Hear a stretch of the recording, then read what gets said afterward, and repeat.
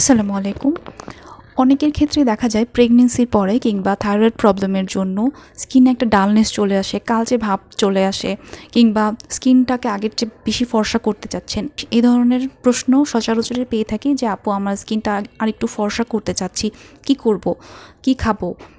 বা স্কিনটা একটু ক্লিন করতে চাচ্ছে। স্কিনে অনেক পিম্পলের প্রবলেম থাকে অনেকের ক্ষেত্রে। স্কিনটা একটু গ্লোয়িং করতে চায় অনেকে। ওয়েট লুজ করার পরেও এরকম ডালনেস আসে স্কিনের মধ্যে।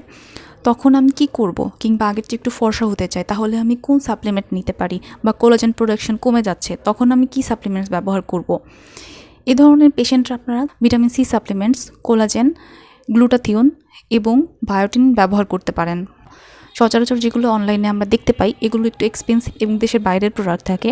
আমি আজকে যে প্রোডাক্টগুলো সাজেস্ট করব এগুলো সবগুলোই আমাদের দেশীয় ফার্মাসিউটিক্যাল কোম্পানির প্রোডাক্ট এবং দামিও কিছুটা কম।